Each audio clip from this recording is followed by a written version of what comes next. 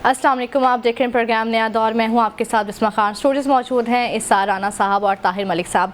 आज के प्रोग्राम में हम डिस्कस करेंगे कि पीटीआई ने एडहॉक जजेस की तैनाती मुस्तरद कर दी है, सुप्रीम जुडिशल काउंसिल जाने का ऐलान कर रहे हैं। अब जाते हैं क्या बनता है, इस पर बात करेंगे। साथ ही साथ बानी पीटीआई और मौजूदा हुकूमत का सियासी मुस्तकबिल क्या होने जा रहा है। फिंच ने भी जो है वो एक रिपोर्ट जारी की है, उस रिपोर्ट में क्या क्या इंकशाफात हुए हैं उस पर डिस्कस करेंगे। साथ ही साथ बात करेंगे कि बानी पीटीआई और बुशरा बीबी ने तोशाखाना के नए रेफरेंस में गिरफ्तारी चैलेंज कर दी है। तो आज का जो प्रोग्राम है इसका आगाज़ करते हैं मलिक साहब से। मलिक साहब, क्या लगता है आपको ये जो एडहॉक जजेस वाला सीन देख रहे हैं हम आजकल, क्या बनने जा रहा है इसमें? दो जजेस कहते हैं कि हम आने को तैयार हैं, दो जजेस ने जो है वो माजरत कर ली है इस केस से। देखिए, पहले तो पाकिस्तान के आइन में इसकी गुंजाइश है, ये कोई गैर आइनी या गैर कानूनी काम नहीं है एडहॉक जजेस का ना। मगर असल मसला क्या है, मैं उसकी तरफ आने चला। मुझे ये लग रहा है कि इस हुकूमत के लिए ना दो चैलेंजेस बने हैं। इमरान खान जो अपोजिशन है इस वक्त सबसे बड़ी पीटीआई कह लें, तो उनको जो सपोर्ट मिल रही है ना दो जगह से मिल रही है। एक तो सोशल मीडिया, दूसरा अदालतें हैं जिसको अब रिलीफ कहते हैं। अब मैं बहुत प्रिसाइज बात करता हूँ। ये जो फैसला हुआ है ना फुल बेंच का, जिसमें मखसूस नशिस्तें मिली हैं, वो हुआ है फैसला 8-5 से। ठीक। अब 8-5 से मतलब ये है कि 8 जजेस जो सुप्रीम कोर्ट के हैं, जिससे ऊपर कोई कोर्ट नहीं है, 8 जजेस का ख्याल ये है कि पीटीआई के साथ नाइंसाफ़ी हुई है, उनके कागजात नहीं जमा कराने दिए गए। इनडायरेक्टली उन्होंने इलेक्शन कमीशन पे भी क्रिटिसिज्म किया है और डायरेक्टली उन्होंने पीटीआई को पॉपुलर जमात डिक्लेयर कर दिया। ऐसे ही है। इसका मतलब है कि अब हुकूमत को ये समझ आई है कि बाकी 3-3.5 साल इस सुप्रीम कोर्ट के साथ जिसने पंचायत वाला फैसला कर दिया कि नहीं, हमें किसी सुन्नी कौंसिल का मसला नहीं, हमें किसी चीज़ पे नहीं जाना, सीधी सीधी बात है, ये वोट पीटीआई के हैं, पीटीआई पाकिस्तान की पॉपुलर जमात है, उसको नशिस्तें दो। तो वो उससे एक मैं समझता हूँ तनाव की सूरत हाल बन गई। और तनाव ये है कि हुकूमत के अंदर ये आ गया कि यार ये सुप्रीम कोर्ट तो सीधी सीधी 8 और 5 पे है। 8 से मतलब है मेजॉरिटी हुकूमत के साथ नहीं है। इसलिए पीटीआई के अंदर जो तजब्जब जो परेशानी पैदा हुई है वो ये हुई है। एडहॉक का मतलब क्या होता है? आर्जी। एडहॉक का मतलब क्या होता है? गुजारा। एडहॉक का क्या मतलब है? जो चीज़ मुस्तकिल नहीं होती। अब मैं यहाँ पे इस शो में हम तीनों यहाँ के मुस्तकिल लोग हैं शहर के, तो हमारी कमिटमेंट डिफरेंट है। अब मैं एक दिन के लिए शो करने आऊँ, 3 दिन के लिए करने आऊँ, तो मेरी डिफरेंट होगी। पीटीआई इससे ये इशू बना रही है, कहीं ना कहीं ये इनडायरेक्टली मैसेज दे रही है कि ये नंबर वो बढ़ाएंगे जो हम ख्याल हुकूमत के होंगे, जो उनकी पॉलिसीज़ के साथ होंगे। एंटी पीटीआई हो सकते हैं, एंटी इमरान खान हो सकते हैं। इसलिए ये बहुत बड़ा इशू बना, बहुत बड़ा इशू बनेगा। राना साहब, क्या लगता है हुकूमत एडहॉक जजेस की तैनाती आखिर चाहती क्यों है? जस्टिस रिटायर्ड मकबूल बाकर ने तो कह दिया कि ये है तो आईनी तौर पर ठीक, लेकिन जो है ना ये ज़रूरी तब होता है जब बहुत ज़्यादा केसेस हों और जजेस की ज़रूरत पड़े। तो आपको भी ऐसे लगता है कि यही रीज़न है इसके पीछे? देखिए, बहुत सारी चीज़ों की गुंजाइश होती है। मिसाल के तौर पे 4 शादियों की गुंजाइश है, ठीक है, लेकिन मैं गुंजाइश के बावजूद नहीं करूँगा दूसरी। बहुत सारी पहली काफ़ी होती है। तो ये गुंजाइश के नाम पर अगर मैं कहूँ कि गुंजाइश है तो मैं 4 ब्याह कर लेना, 4 ब्याह मैं कर क्यों रहा हूँ ये भी तो देखना है, ठीक है ना। किस वजह से अचानक मेरे पेट में ये तो हुआ कि जी मैं 4 ब्याह करना, ठीक है। 22 लाख केसेस हैं ज़ेरे इल्तवा, बिल्कुल ऐसे ही, ठीक है ना। तो पहली दफ़ा हुए हैं, आज पता चला है मैं 22 लाख केसेस ज़ेरे इल्तवा हैं। अच्छा, सुप्रीम कोर्ट के अंदर जो ज़ेरे इल्तवा केसेस हैं वो भी कोई मैं 54 के कितने हज़ार, मुझे एग्जैक्ट फिगर याद नहीं है। तो इससे ज़्यादा तो हाई कोर्ट्स में, तो आप हाई कोर्ट्स में एडहॉक जजेस क्यों नहीं रख रहे? बिल्कुल, खाली सुप्रीम कोर्ट में क्यों रख रहे हैं? तकरीबन हर अदालत में बहुत ज़्यादा तादाद से ज़्यादा केसेस हैं। इसलिए कि आपकी नीयत ठीक नहीं है। इसलिए कि आपको जो सुप्रीम कोर्ट के 8 बहादुर जजों ने आइन के ऊपर खरा फैसला दिया है, वो एक्सेप्ट करने में तकलीफ हो रही है। ट्रू। अब आप क्या करेंगे? आप नंबर गेम में डालेंगे, एडहॉक जजेस रखेंगे। मुझे उन एडहॉक जजेस के ऊपर भी हैरत होगी कि जो ये एक्सेप्ट करेंगे, दलाली में मुंह काला करेंगे। ठीक है ना। मैं तो उन पे भी हैरान हो जाऊंगा कि वो खाली मुराद के लिए कैसे तारीख के अंदर अपना नाम जो है वो स्याह रूप में लिखवाना चाहेंगे। बिल्कुल, ठीक है। चाहे आइन में गुंजाइश मौजूद है, तो सबको पता चल रहा है कि ये गुंजाइश क्यों पैदा हो रही है। बिल्कुल, ठीक है ना। ऑल ऑफ द सडन ये कैसे ये सारा सूरत कुछ हो निकल रहा रही है। तो ये मेरा ख्याल है कि लॉलीपॉप हमें ना दें कि इनमें गुंजाइश मौजूद है और मुकदमात की तादाद ज्यादा है। बेहतर ये कि आप जो मुकदमात हैं उनमें इंसाफ कर लें ठीक। तो काफी बेहतरी हो जाएगी। ये बंदे रखने से कोई फर्क नहीं पड़ रहा। सही। हाँ, वैसे आप साफ कह दें कि आप सुप्रीम कोर्ट को अपनी मर्जी के मुताबिक चलाना चाहते हैं तो वो आपकी मर्जी है। बिल्कुल। मैं कुछ नहीं मलिक साहब, आपको क्या लगता है कल जो है वो इस हवाले से इजलास भी होगा, क्या बनेगा? रख लेंगे ये इनको? नहीं, ये सीरियस इशू है, इसके पॉलिटिकल इम्पैक्ट है। जिस तरह राणे ने कहा, जिस तरह मैं एक और इम्पैक्ट आपको बताता हूँ। मुझे आज लाहौर हाई कोर्ट में शायद अपना जो हमारे वजीर इतलात हैं तारड़ साहब, उन पे केस था तो उन्होंने हाई कोर्ट ने कहा जनाब अपना जो इलेक्शन कमीशन है ना वो 45 भी लाए और 47 भी लाए। अब मेरा हाल है आप दोनों समझ गए होंगे जब 45 का जिक्र होता है तो एक अगला भी इशू जो नज़र आ रहा है, जो मैं बार बार कह रहा हूँ, ये आप इसको इतना सुप्रीम कोर्ट का इशू ना समझें। अनफॉर्चुनेटली या फॉर्चुनेटली पाकिस्तान की सारी सियासत चली गई अदालतों में, ऐसे ही है। और अगर ये आपकी सुप्रीम कोर्ट कहीं चल पड़ती है 45 की तरफ कि जनाब ये 45 आप क्यों होल्ड कर रहे हैं, तो मतलब मैं कोई इन्फॉर्मेशन नहीं दे रहा, कॉमन सेंस से बता रहा हूँ। अगर पीटीए की ये बात मान ली जाए कि इस हल्के में धांधली, इस हल्के में धांधली, इस हल्के में धांधली, तो भाई तो ये तो हुकूमत गई। बिल्कुल।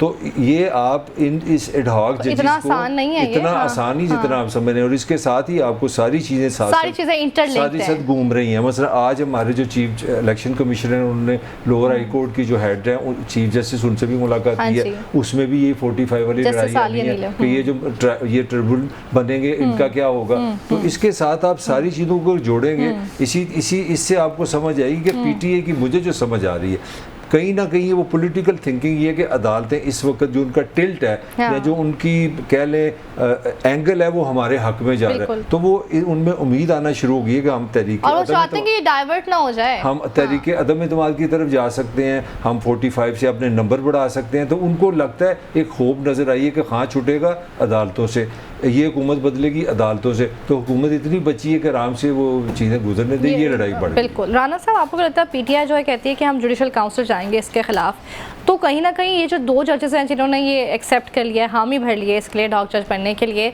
उनकी भी क्रेडिबिलिटी कहीं पे लोगों के लिए एक सवालिया निशान तो पैदा करती है। बात ये कि वो जुडिशल काउंसिल में जाएंगे तो उधर कौन फरिश्ते बैठे हुए, वो जज ही बैठे हुए ये वाले, ठीक है ना। लेकिन असल चीज जो असल गेम ओपन की है वो की है मुनीफ फारूक साहब ने। उनका 2 दिन से मैं वो मुसलसल सुन रहा हूँ, अच्छा, कि मुनीफ फारूक साहब ने 2, 3, 4, 5 चैनल्स के ऊपर बैठ के कहा कि जी, और उनका कि मैं बीइंग जर्नलिस्ट ऑथेंटिक आपको खबर दे रहा हूँ कि ये तय कर लिया गया कि सुप्रीम कोर्ट जो मर्जी फैसला करे हमने कबूल नहीं करना। ठीक है ना, और अब कबूल नहीं करना, और उन्होंने कहा कि जी आप जो मर्जी फैसले, अगर आप एक साइड पे फैसले कर रहे हैं तो फिर हम दूसरी साइड पे भी हम खड़े, जाहिर सी बात है। ठीक है। फिर उन्होंने फारूक साहब ने कहा, मुनीफ साहब ने, कि भाई जिनके पास ताकत है उनके पास हक भी है फैसला करने का। तो बात तो उन्होंने बताया किसके पास ताकत है, मुनीफ साहब ने उन्होंने बताया कि ताकत उसके पास है जिसके पास ताकत है, ठीक है ना। उन्होंने बता दिया। हमने तो सुना ताकत का सरचश्मा आवाम है, वो सरचश्मा कुछ और है, वो चश्मा मेरे वाला है, ये वाला जो मैंने लगाया हुआ ना वो है, जो सर पे रखा जाता है, ठीक है ना, वो है। तो उनकी बात, मैं क्योंकि वो क्रेडिबल जर्नलिस्ट हैं, मैं उनकी बात पे यकीन करता हूँ, तो फिर तो ये बात आपको क्लियर समझ आ जानी चाहिए कि इस पाकिस्तान की अदालतें, आइन और इस सारे से ताकतवर सरकार होते हैं, ठीक है, और सरकार जो तय कर ले वो ही सब कुछ है। तो ये उस एडहॉक जज जो है ना, ये उस एक कड़ी है उस किस्से की, ठीक है। इसके आगे भी बहुत कुछ है, ओके। जो दिल विल लेने का ढब जानते हैं, वो तरकीब वरकीब सब जानते हैं, वाह।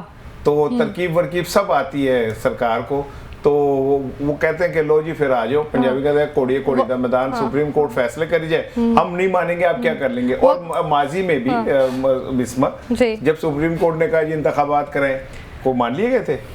जब सुप्रीम कोर्ट ने इलेक्शन कमिश्नर को कहा मुलाकात फैसले हैं जो नहीं माने, इलेक्शन कमिश्नर को कहा मुलाकात करें, तो उन्होंने कौन से मान लिए थे। तो सुप्रीम कोर्ट अपनी वक़्त खो चुकी है, ठीक है। अब इस बात में चाहे मुझे कोई तौहीन अदालत के लिए बुला अपने फैसले का रेट नहीं कायम कर पाती हर दफा ही, लेकिन मैं तो काजी साहब से मेरा सवाल है ना कि ये काजी साहब सब कुछ देख रहे हैं, वो खुद उन 11 जजेस में शामिल हैं जिन्होंने कहा कि आप पीटीआई को मिलनी चाहिए। तो अब अपने डिफेंड करें फैसले। तो ये एडहॉक जजेस वाला भी तो उन्हीं के पास है ना सारा, अपनी अदलिया का भी डिफेंड करें, हक उन्हीं के पास है सारा इस हवाले से। मलिक साहब, आप क्या समझते हैं, आज वज़ीर कानून जो है आज़म नज़ीर तार साहब ने प्रेस कॉन्फ्रेंस पे की, उन्होंने कहा ये सब कुछ आईनी हक है, ये हो सकता है एडहॉक जजेस वाला जो मामला है, और जो आर्टिकल 6 है वो जेन्युइन केस है, वो लगना चाहिए पीटीआई। वो तो मैं समझता हूँ, देखें ना, जो आर्टिकल 6 वाला और पार्टी को बैन करने वाला शोशा एक छोड़ा गया, हमने ये बड़ा डिटेल डिस्कस किया था। अगर आप देखें तो उसमें सागडार सब बड़ी सॉफ्ट बात कर देते हैं कि नहीं हम पार्लियामेंट में जाएंगे, तो अपने तारड़ जो वजीर इत्तलात हैं हमारे, वो बड़े वो गंडासा लेके छड़ांगे नहीं, फांसियाँ दुआ देंगे। दरमियान से वजीर कानून बड़ी धीमे लफ्ज़ों में बात करते हैं, ख्वाजा आसिफ अपनी टोन में बात करते हैं, तो वहाँ पे बड़ा साफ लगता है कि पूरा एक मैच फिक्स किया हुआ है हुकूमत ने, बल्कि वुज़रा को एक ड्यूटी दी हुई है कि तुमने ये करना, तुमने ये करना, कंफ्यूज भी कर दो। एक बंदा जाकर कहता है ये तो हमारा हक है, मतलब आज ही देखें, मतलब एक तरफ आ जाते हैं कि नहीं ये तो फैसला सुप्रीम कोर्ट में करना है, और रात को अपना जो राना सुनाल है वो साफ फरमाते हैं हुकूमत के पास अथॉरिटी है, हम ऑर्डर कर सकते हैं। तो मैं समझता हूँ ये बेसिकली एक नफसियाती हरबा है पीटीए के ख़िलाफ़, कि उस पार्टी को, क्योंकि इनको ये समझ आनी शुरू हो गई है कि पार्टी के पास जब इतनी नशिस्तें वापस मिली हैं बैठे बैठाए, जो उनके पास एनर्जी आई है, अब वो सोचना शुरू हो गए हैं, सबसे बड़ा जो ख़तरा आना शुरू हो गया, अदम एतमाद पे सोचना शुरू हो गया, और उन्होंने सीरियसली अंदर से इंडिकेशंस आई हैं कि खां को भी समझाया जा रहा है कि यार अगर शरीफों से लड़ना है ना तो किसी तरह जरदारी से बना लो, जैली बना लो, असली बना लो, 2 नंबर वक्ती बना लो, जो हमारा मसला रहा हमेशा रहा है, हमारा वही होता है ना, वो कहते हैं दोस्त का दुश्मन मेरा दोस्त, दोस्त का दोस्त मेरा दुश्मन, तो वो वही फार्मूला कि अब वो इस सतह पे लेने जा रहे हैं। उनको ये समझ आ गई है कि इस रियासत ने, इस निज़ाम ने खान के लिए कोई स्पेस नहीं छोड़ी। और मैं आपको ये खबर देने लगा हूँ। अच्छा। अब अगली खबर ये है कि इस हुकूमत ने, इस ताकतवर रियासत ने जो इस वक्त मिलजुल के चल रही है, उन्होंने 2 चीज़ें मार्क कर ली हुई हैं। उन्होंने सारी असेसमेंट की है, 2 चीज़ों पे मार पड़ रही है। तहरीक इंसाफ यहाँ से सांस ले रही है, एक अदालतों से और एक सोशल मीडिया से। आज सुबह से मैं मतलब कोई शाहरुख खान के अपना आप कोड कर रहा हूँ, एक सिटीजन की बात कर रहा हूँ, मुझे सुबह से कोई समझ नहीं आ रही, कभी कोई चीज़ चलती है, कभी नहीं चलती, मेरे लिए आप सबको भी प्रॉब्लम होगी। अब आपको सुनने में आ रहा है कि फेसबुक पे भी हाथ आ गया, सुनने में आ गया कि 40 लाख के करीब 40 लाख के करीब ये जो फायरवॉल की अब्बास उसने डाटा इकट्ठा कर लिया, और सुनने में आ रहा है कि अनकरीब आपको नोटिस यहाँ पे आने शुरू हो जाएंगे कि बिस्मा साहब आपके फ़ोन से एक फ़लाँ पोस्ट देखी गई है, किसी ने दी है, पर आपके लिए ये लास्ट वार्निंग है, और हमें पता चल गया कि ये ओरिजिनेट वहाँ से हुई है। अगर ये दोबारा आपके पास, हाँ, तो जो बार बार मैं कह रहा हूँ, ये इशू एडहॉक जजेस का नहीं है, या जो आपने जितने भी सवाल किए हैं, अब ये रियासत अब ये रियासत अपने फाइनल मैच की तरफ जा रही है, और फाइनल मैच ये है कि हाँ की 2 स्पेसेस है। एक तो उन्होंने फैसला कर लिया वो जेल से बाहर नहीं आएगा, अगला टॉपिक भी आपका यही है। दूसरे उन्होंने 2 फैसले किए कि ये स्पेस कहाँ से ले रहे हैं, एक अदालतों से ले रहे हैं, एक सोशल मीडिया से ले रहे हैं, और वो आहिस्ता आहिस्ता इन दोनों की तरफ आ रहे हैं। राणा साहब, जैसे कि मलिक साहब कह रहे हैं कि स्पेस जो है सोशल मीडिया से कहीं ना कहीं ले रहे हैं और अदालतों से भी कहीं ना कहीं रिलीफ मिलता है, तो अब अगर सोशल मीडिया को इस तरह से ये बैन कर देंगे और जो इल्ज़ामात लगाती रहेगी फिर बानी पीटी है, वो तो सच साबित हो जाते हैं इस सारी सूरत हाल को देख के। बात ये है कि मैं तो पहली दफ़ा देख रहा हूँ कि कोई सरकार अपनी आवाम से जंग कर रही है और पहली दफ़ा देख रहा हूँ कि पाकिस्तान का मुआशी जहाज़ टाइटैनिक की तरह डूब रहा है और उसके ऊपर बैठे हुए ज़िम्मेदारान जो हैं वो सिर्फ ये काम कर रहे हैं कि हमने इमरान खान और पीटीआई को किस तरह कुचलना है। ठीक है, तो ये एक अफसोसनाक तकलीफदेह हकीकत है कि जब हुक्मरान सरकार अवाम के मुकाबले में खड़ी हो जाती है तो फिर रियासत का कॉन्सेप्ट बड़ा कमज़ोर हो जाता है।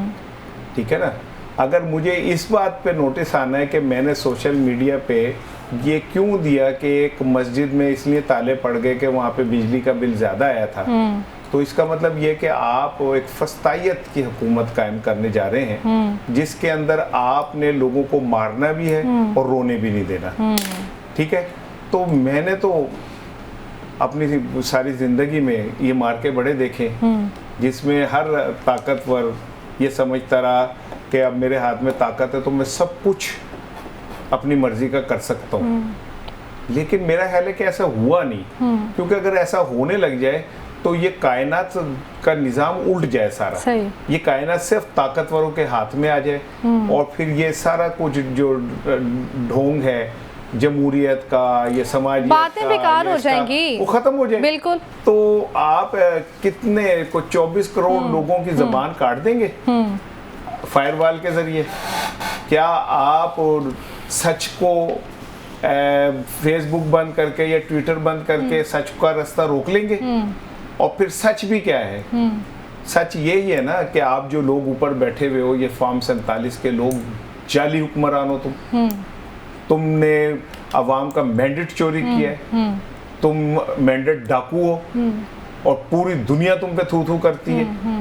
वो अक़वाम मुत्तहिदा हो, वो अमेरिका हो, वो क्या कहते हैं यूरोपीय यूनियन हो, कोई भी हो, तो क्या आपने इस मुल्क के ऊपर ताकत से कब्जा कर लिया है और आप अब अवाम को कुचलने जा रहे हैं? तो अगर आप ऐसा करने चाह रहे हैं तो इससे ज़्यादा बदकिस्मती पाकिस्तान की कोई नहीं हो सकती। ठीक। मलिक साहब, आपके जाने पाऊँगी कि ये जो मनपसंद जजेस लगाने का एक इल्ज़ाम लगाया जा रहा है पीटीआई की जानिब से, और कहीं ना कहीं जो मुक़्तदर हल्के हैं वो भी ये सोचते हैं इस बारे में, तो उन जजेस साहिबान को नहीं चाहिए कि वो इतना क्रिटिसिज्म जो आइंदा भी सहने वाले हैं सोशल मीडिया के थ्रू या वैसे भी, उससे बचने के लिए वो ख़ुद भी बेहतर नहीं था कि वो साइड लाइन हो जाते? नहीं, वो तो देखे ना, जस्टिस बशीर आलम है और जस्टिस मकबूल है, वो तो उन्होंने इनकार कर दिए। इससे भी आपको वैसे उन्होंने बड़ी साफ सुथरी स्टेटमेंट दी है कि हम पर्सनल रीजन से जाहिर है वो तो एक बात करनी, मगर इससे आपको स्मेल आएगी कि उन लोगों ने जिन्होंने बावकार कहीं टाइम गुजारा एज ए जज, जिस तरह हमें पता है कि एक बावकार सहाफ़ी क्या होता है। अब मैं किसी से कुछ पैसे लेके इस प्रोग्राम में किसी की तारीफ शुरू कर दूं तो मेरे अंदर भी तो एक इंसान है ना, क्रेडिबिलिटी को चैलेंज मुझे ये तो पता है ना मुझे किस लिए बुलाया जा रहा है। तो मेरा हाल है ये जजेस, और आपको पता है पिछले दिनों एक और हमारे जज साहब हैं, उन्होंने तो बहुत ही अजीबोगरीब बातें बताई हैं कि उनको टेलीफोन भी आया है और उनको फलाने ने भी किया फलाना। हमने तो इस तरह की चीज़ें जर्नलिज्म में नहीं सुनी थी। हाँ। तो वो अब आके आपके टॉप चैनल पे आके ऐसी बातें कर रहे हैं कि हम इस प्रोग्राम में नहीं बता सकते, हालांकि सारे पाकिस्तान ने सुन ली हैं। तो मैं बार बार कह रहा हूँ कि कुछ लग ऐसे रहा है कि अदलिया ने कहीं ना कहीं इज्तिमाई तौर पर एक फीलिंग आई है कि हमने पासन कायन बचाना है, हमने जमहूरियत बचानी है। ये मेरी पर्सनल असेसमेंट है। हाँ। और हुकूमत के लिए जो मैंने बार बार आपको कह रहा हूँ, हुकूमत ने जो नाक रखा हुआ है उन्होंने हर उस चीज़ पे रखा हुआ है जो इमरान खान के लिए सॉफ्ट है। तो ये उधर जा रहे हैं। मैं एक बात जाते जाते बता दूं, ये जो आपने पॉइंट निकाला था कि सुप्रीम जुडिशल काउंसिल में चले जाएंगे पीटीआई ने कहा, मगर मैं कोई लीगल एक्सपर्ट नहीं, मेरा ख्याल है वहाँ पे आप सर्विंग जजेस के खिलाफ जाते हैं काउंसिल में। आप जिस तरह आप कह दें कि मैं ताहिर मलिक को हमने यहाँ पे नौकरी देनी है तो आप मेरे खिलाफ प्रेस क्लब नहीं जा सकते, मैं मेंबर, या नौकरी मिलेगी तो फिर आप जाएंगे ना, मैं तो मेंबर ही नहीं हूँ। तो अभी तक ये हवाई बात है कि वो जजेस हो गए। मेरा लिए ये प्लेटफॉर्म नहीं है जजेस के खिलाफ जाने का, इनकी अपॉइंटमेंट पे। Okay, in your opinion sir? बिल्कुल ऐसे ही मैंने वैसे पहले भी ये कहा कि जुडिशल कमीशन में भी तो यही है ना, कौन होंगे जुडिशल कमीशन के अंदर बैठे हुए लोग जो निज़ाम इंसाफ ये तय कर ले कि हमने अब इंसाफ और कानून सिर्फ उसको मानना है जो हमारे हक में हो।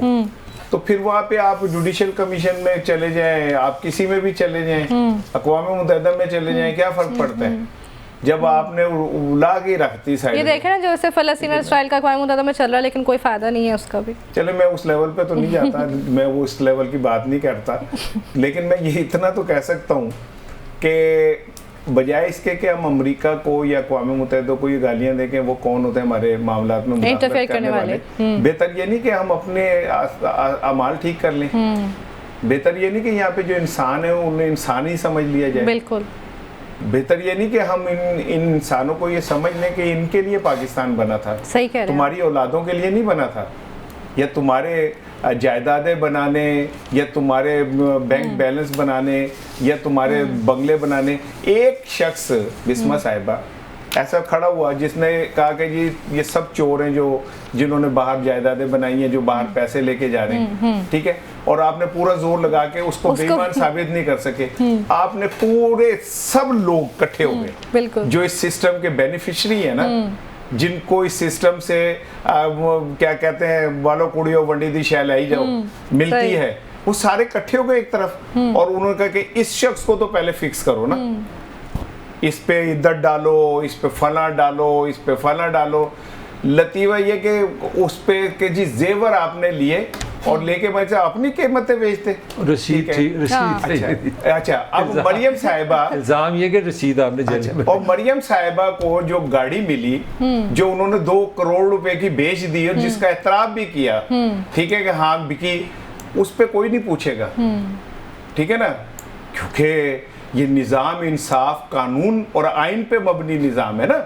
इसमें एक शख्स जिसने सबके चेहरे बेनकाब कर दिए कि ये सब इस सिस्टम को नोचने वाले लोग हैं, सब उन्होंने कहा लो फिर अकेला कैसे क्या कहते हैं सर्वाइव करेगा। मैं मलिक साहब एक इजाजत तो एक लतीफा, एक बंदा जन्नत में चला गया, तो फरिश्ता आया सोने की चांदी में एक रस और चाय, तो उसने खा लिया, दोपहर को फिर आ गया, फिर खा लिया, फिर शाम को आ गया, उसने ऐसे देखा दोज़ख में देगे पक रही हैं, हरीसे पक रहे हैं, हलीम पक रही है, वो फिर चाय पापे लेके आया, तो उसने कहा यार मैं जन्नत में आया तो मुझे चाय पापे खिला रहे हैं, उधर देखो देगे पक रही है, उन्होंने कहा तेरे कल लिए ऐसी देगा पकवाई है, ठीक है ना, मुश्किल हो गई। तो भाई जिस मुआशरे में सारे लूटने वाले इकट्ठे हो जाएं, वहां अगर कोई एक बंदा ये कहे कि तुम सारे लुटेरे हो, तो वो सारे मिलके उसे मारेंगे, वही करेंगे जो इमरान खान के साथ सही कह रहे हैं, वही होगा। बिल्कुल।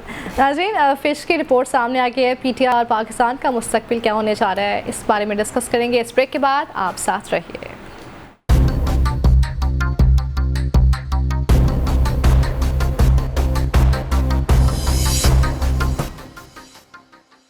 Welcome back. बात हो रही है कि फ़िश की रिपोर्ट जो है वो सामने आ गई है। 18 माह बाद हुकूमत जो है वो किसी ख़तरे से दो चार हो सकती है या नहीं, क्या होने जा रहा है मुल्क में, डिस्कस कर लेते हैं मलिक साहब आपसे। देखिए इसमें पहली तो जो फिच है ना, ये कोई ज़्यादा इतना को पॉलिटिकली कभी इंटरनेशनल इदारा है, ये नॉर्मली सियासतों पे इस तरह नहीं सीधी बात करते, ठीक है। मेनली इनका काम होता है इकोनॉमिक्स का, तो पॉजिटिव इनकी उसकी चले बाद में चले जाते, पहले मैं आपके सवाल पे मतलब ये भी देखें सवाल क्या है कि मुल्क में जहाँ हम बैठे हैं तो कहीं 7 समंदर पार, वो कह रहे हैं 18 महीने नहीं जाएंगे। मेरा हाल है पता नहीं, मुझे आप खुद भी डर लग रहा है कि मैं 18 महीने को किस तरह छेड़ूं। अब सवाल है कि उसने 18 महीने क्यों दिया है। उसकी वजह ये है कि हमारे यहाँ ये एक परसेप्शन है कि ये हुकूमत जो है ना, वो जो 1 पेज खान साहब ने बनाया था कि ये हुकूमत इस्टेब्लिशमेंट के साथ एक लाइन पे काम कर रही है, और हमारे जो आर्मी चीफ हैं इस वक्त जो इस्टेब्लिशमेंट को वो भी हिस्सा होते हैं, तो तकरीबन 1.5 साल उनका हो गया, 1.5 साल बाकी रह गया।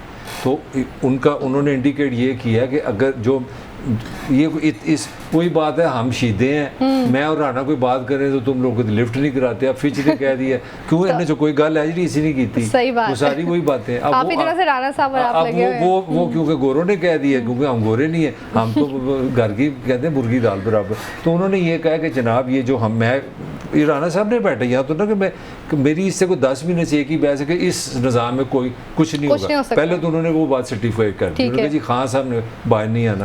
अब ये मैं शुक्र है मैं नहीं कर रहा, राना से लड़ रहा हूँ, ये अब फिच वाले कह रहे हैं आप वहाँ फ़ोन कर लें, उन्होंने कहा वो नहीं आना। दूसरा उन्होंने जो इंडिकेट किया वो ये किया 18 माह का, मैंने उस इंडिकेशन की एक्सप्लेनेशन भी आपको दी है कि तशरीह की है कि वो क्या कहना चाह रहे हैं। उन्होंने दूसरा ये कहा कि पाकिस्तान का जो सेटअप है ना, यहाँ पे स्टैब्लिशमेंट और जो हुकूमत होती है, अगर उसकी एक डायरेक्शन होना तो फिर स्टेबिलिटी है, तो उनको ये स्टेबिलिटी नज़र आ रही है कि ये अगले आर्मी चीफ है, इसका फिर मैं पाकिस्तानी भी जवाब दे देता हूँ, उसकी उनको पता नहीं कि हमारे तो एक्सटेंशन का भी तो मसला है ना, तो इसका मतलब है कि अगर वो ये कह रहे हैं कि आप एक्सटेंशन दे देंगे तो 3 साल अगले भी सेव हो जाएंगे, इसका मतलब तो यही है। तो ये तो हो गया एक पास। अब दूसरा जो पॉइंट वो दे रहे हैं, वो जो टेक्नोक्रेट्स का क्यों दे रहे हैं, वो इसलिए दे रहे हैं कि उन्होंने बेसिकली आपको ये समझाने की कोशिश की है कि पाकिस्तान की रियासत ने पीटीआई को मौजूदा पॉलिसी के साथ नहीं देख रही, वो समझते हैं पीटीआई पावर में आएगी तो हमारी जो मौजूदा पॉलिसीज़ हैं उसके साथ नहीं चलेगी। उसमें सबसे बड़ा जो रफड़ है, आपने 3.5 साल के लिए IMF से मुआहदा कर लिया,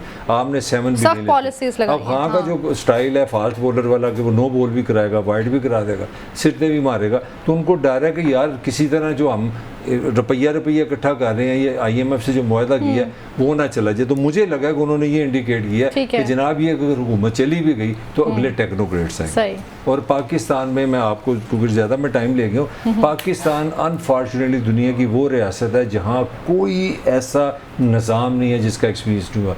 यहाँ ज़ियाउल हक इस्लामी निज़ाम लेके आया, यहाँ पे जनरल मुशर्रफ चीफ एग्जेक्टिव के ओहदे से है। दुनिया की तारीख में आज तक ये ओहदा ही नहीं है वो चीफ एग्जेक्टिव बना है। यहाँ सदारती निज़ाम भी रहा है, यहाँ मार्शल भी रही है, यहाँ वज़ीर आज़म भी रहा है, यहाँ मजलिस शूरा भी बनी है, यहाँ इस्लामी निज़ाम भी बना है, यहाँ बरतानवी निज़ाम भी बना है, यहाँ पाकिस्तान के 4 आइन टूटे हैं। मेरी समझ से बाहर है। अब ये टेक्नोक्रेट्स क्या बुलाए वो राना से पूछो। राना साहब क्या भला है ये? देखिए मैं तो ये आपको याद होगा मैंने हफ्ता पहले कहा था कि इस्लामाबाद में टेक्नोक्रेट हुकूमत की तैयारी है। हाँ जी, हाँ जी, क्या अपने प्रोग्राम में कहा था। और फिर वही मलिक वाली बात है कि हम कहें तो साडा कुत्ता कुत्ता ਤੁਹਾਡਾ कुत्ता डॉगी, ठीक है ना। ते असी को गल ब्रेक करी है तो उसकी कोई अहमियत ही नहीं है। हमने तो ये हफ्ता पहले मैंने आपको कहा था कि एक टेक्नोक्रेट्स की हुकूमत बन रही है। दूसरी चीज़ ये कि जो मलक कह रहा है वो लॉजिक समझ आती है, क्योंकि पाकिस्तान में सारे निज़ाम शख्सियात के होने या ना होने से होते हैं। बिल्कुल ट्रू, ठीक है ना। अगर आर्मी चीफ साहब को एक्सटेंशन मिलती है तो यही सेटअप चलेगा, अगर नहीं मिलती तो फिर हो सकता है कि नए आने वाले अपने मुताबिक लोग लाए हैं, ठीक है, हालात वैसे हों। अच्छा, अब फिच की रिपोर्ट की जो 2-3 बड़ी इंपॉर्टेंट चीज़ें हैं ना, वो ये है कि वो ये कहती है कि पाकिस्तान मुआशी गर्दाब से नहीं निकल सकता, बिल्कुल ठीक है, और हमारे पास कोई सोल्यूशन नहीं है इस मुआशी गर्दाब का। हम ये कर सकते हैं कि अगले 2 साल में हमारा ग्रोथ रेट 3 पॉइंट समथिंग हो जाए, या हम वो जो क्या कहते हैं शरह सूद है वो नीचे ले आए, ठीक है। लेकिन हमारे पास पाकिस्तान को दरपेश मसाइल का कोई हल नहीं, कोई परमानेंट सॉल्यूशन नहीं है, ठीक है ना। अच्छा, अब यहाँ से मेरा सवाल पैदा होता है जो मैं बार बार करता हूँ कि जो फिच को अगर इस बात का पता है कि पाकिस्तान के पास कोई परमानेंट सॉल्यूशन नहीं है मसाइल का, तो हमारे हुक्मरानों और जिम्मेदारों को क्यों नहीं पता? बिल्कुल। और अगर उन्हें पता है तो वो किस वजह से अपनी सारी एनर्जी सिर्फ पीटीआई को कुचलने या इमरान खान को कुचलने में लगा रहे? क्यों नहीं वो इस तरफ ध्यान दे रहे?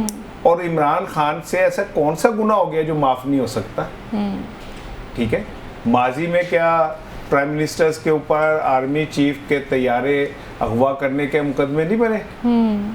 क्या माजी के अंदर पार्टियों के ऊपर अलजुल्फकार बना के और तैयारी अगवा करने के कहने में मामला नहीं है सामने? तो ऐसा क्या है कि जो हमारी सरकार है वो इसे माफ़ करने पे नहीं आ रही? मैं ये ज़ाती तौर पे समझता हूँ कि अगर पाकिस्तान को बड़े चैलेंजेस दरपेश हैं तो उसके लिए बड़े चेहरे, बड़े कदावर लोगों का होना ज़रूरी है। ठीक है ना। मियाँ साहब को हम समझते थे ये हमारे ओपनिंग बैट्समैन होंगे, तो वो 12वें खिलाड़ी पानी पिलाने वाले बन गए, ठीक है ना, और वो जाके नथिया गली में बैठ गए। आज क्यों नहीं मियाँ साहब किसी बात पे रिएक्ट कर रहे? आज क्यों नहीं महंगाई पे बोल रहे?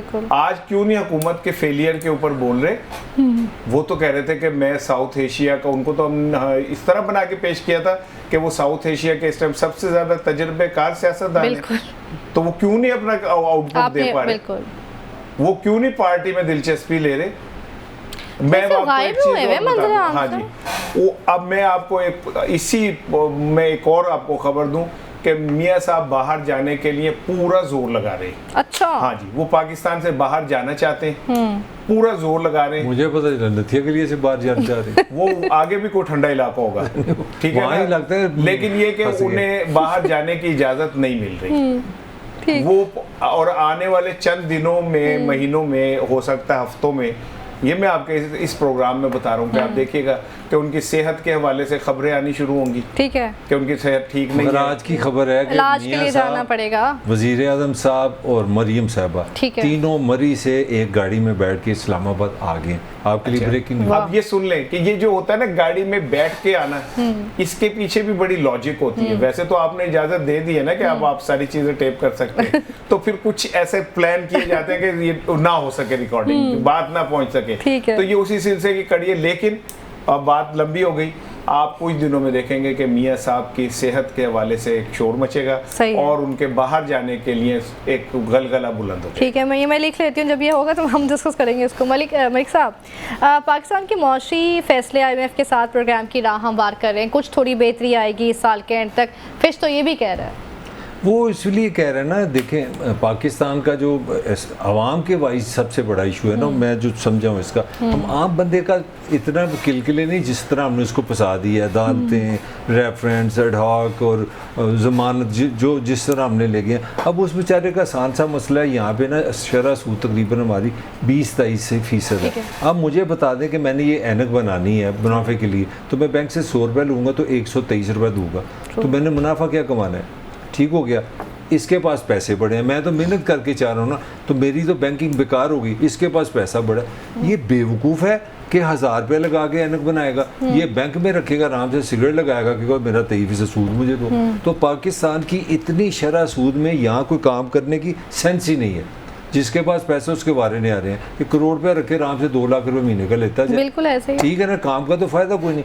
अब ये जो IMF के जो प्लानिंग है ना, ये जो इन्होंने प्लान किया, इसे ये कोशिश कर रहे हैं कि शरह सूद को 22-21 से 11-12 पे आ जाए। ठीक है। अच्छा, जब अगर शरह सूद नीचे आती है ना, तो उसका इम्पैक्ट आपकी महंगाई पे आता है। वो वहाँ से ये समझते हैं, इनका ख्याल है, फिच का ये ख्याल है कि अगर ये IMF का ये मनसूबा चलता है जिससे वो कह रहे हैं कि राज्य के टैक्स इनसे लो, हुकूमत कर्जे कम ले, वो भी एक लंबी कहानी हो जाएगी कि सूद क्यों ज़्यादा है, उसकी भी मैं बता दूँ जिम्मेदार हुकूमत है, क्योंकि सारा कर्जा ये हुकूमत लेती है, ये हुकूमत लेती है। अब उन्होंने थोड़ा सा असेस ये किया है कि अगर ये थोड़ा सा स्टेबल हो गया, इस तरह जिस तरह ये हमारे गिरेबान से पेट से खून की तरह टैक्स निकालने हैं, तो इनके पास इतने पैसे हो गए, थोड़ा सा ये बैंकों की तरफ कम जाएंगे, तो उससे सूद नीचे आएगा, शरह सूद नीचे आएगी, तो थोड़ी सी महंगाई कम हो जाएगी। इसको वो स्टेबिलिटी कह रहे हैं, इसको उन्होंने स्टेबिलिटी की है। मैं जाते जाते मैं एक बात जरूर कहूँगा, आज आई मस्ट अप्रिशिएट मुस्तफ़ा कमाल।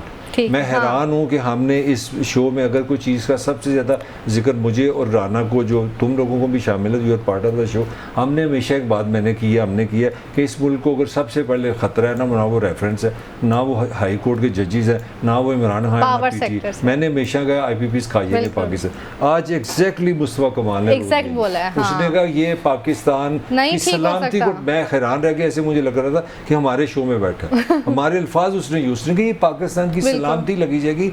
आप 2600 अरब रुपए बिजली का और 2200 अरब रुपए आपने गैस की जो कर्जे देने हैं, 55.5 यानी कि 5000 अरब से ज़्यादा, जो कहाँ से पैसा लाओगे? तो फीजफू जो मर्जी कह ले, आपकी रियलिटी तो आपके सामने। ठीक है साहब, मुस्तफ़ा कमाल ने वाकई आज अच्छा याद दिलाया, मलिक साहब ने एक अच्छी प्रेस कॉन्फ्रेंस की, उन्होंने कहा कि पावर सेक्टर के ठीक होने के अलावा कोई सूरत नहीं है कि पाकिस्तान ठीक हो सकता है। तो अगर एक पॉलिटिशियन को नज़र आ रहा है तो बाकियों को नज़र क्यों नहीं आ रहा कि मसाइल की जड़ क्या है? उन्हें भी नज़र आ रहा है, लेकिन उन्हें अपना उसमें इंटरेस्ट, किकबैक्स और क्या कहते हैं अपने वो क्या किक लफ्ज़ होता है, वो पैसे मुनाफा जेड़ा है वो उन्हें नज़र आ रहा है, बैंक अकाउंट्स नज़र, ठीक है ना। और वो उनका मैं गौहर अयूब का पढ़ रहा था कि जी एक तो ये भी तहकीक करा लेना कि आप पिछले 30 साल में हमने इन IPPs ने कितनी बिजली प्रोड्यूस की और हमने उन्हें कितने पैसे दिए, ठीक, आपको बात समझ आ जाएगी। पाकिस्तान का आधा कर्जा तो आपने उनको दे दिया IPPs को, ऐसे ही है, ठीक है।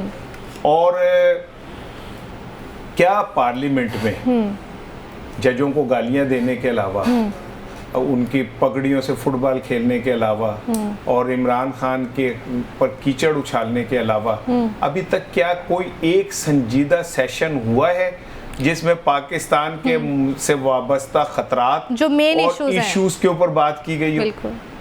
नहीं करेंगे। उसकी रीजन सिर्फ ये है कि कातिल कभी मकतूल से मोहब्बत नहीं करता, और ये जो पार्लियामेंट में लोग बैठे हुए हैं, ये कौन है?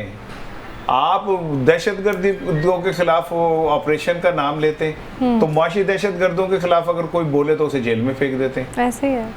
मुआशी दहशतगर्दों ने जितने लोगों को कत्ल किया उतना तो उन दहशतगर्दों ने कत्ल नहीं किया, और मुस्तकिल हो रहे हैं, और मुस्तकिल हो रहे हैं। नहीं, एक चीज़ बड़ी ज़रूरी है, राणे ने जो बात की इसमें ये ऐड कर लो, ये मुनाफा हम US डॉलर्स में देते हैं, ये जो हमारे पास नहीं है, ये असल पॉइंट, जो डॉलर हमारे पास नहीं है। अब आप एक और सुन लें, असल क्राइम ये है, आपने गंदुम की फसल से पहले गंदुम इंपोर्ट की महंगी, ठीक, 39 पर वो लीमन, जब आपके अपने किसानों ने क्या वो की गंदम पैदा की, आपने उन्हें जलील किया और उसके बाद वो 2200-2300 के ऊपर ले कम ली। पैसों पे आई, बिल्कुल। अब वही गंदम जो आपने 2200-2300 पे लिए, अब वो ताकतवर तबका एक्सपोर्ट करने जा रहे हैं। ट्रू, ठीक है ना, यही होता है कैसा हमेशा से। दामन पे कोई छीट ना, खंजर पे कोई दाग, तुम कत्ल करो हो कि करामात करो हो।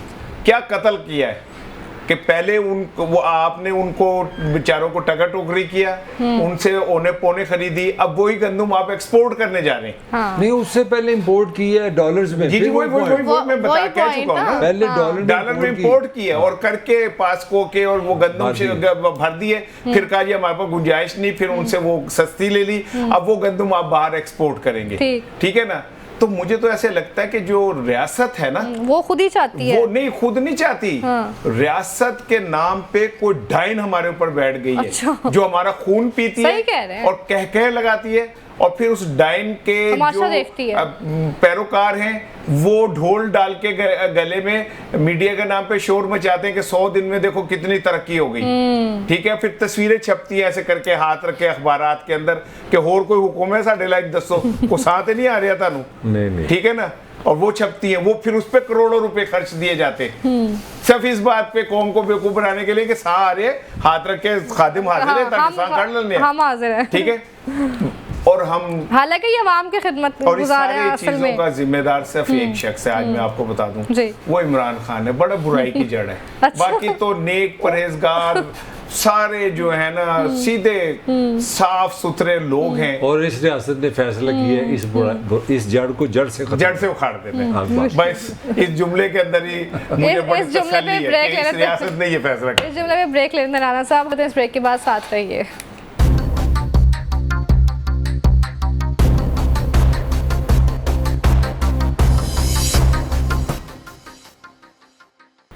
Welcome back. बात कर रहे थे कि बानी पीटीआर बुशरा बीबी ने तोशा खाना के नए रेफरेंस पे गिरफ्तारी जो है वो चैलेंज कर दी है, तो राना साहब क्या लग रहा है आपको? बस क्या करते रहे, चैलेंज करते रहे, उससे क्या फर्क पड़ता है। मलक जो बार बार एक ही जुमला कहता है, रियासत ने तय कर लिया है कि जी ये बाहर नहीं आएंगे, डिसाइडेड है। हाँ, तो उन्होंने भी तय कर लिया है कि हम लड़ते रहेंगे और इस दीवार से सर फोड़ते रहेंगे। दीवार गिरती है या सर टूटता है ये तारीख फैसला करेगी। लेकिन एक कानून के नाम पे, इंसाफ के नाम पे और जमहूरियत के नाम पे जो इस हुक्मरानों ने जो कुछ किया है, वो एक पाकिस्तान के अंदर एक शर्मनाक बाब होगा।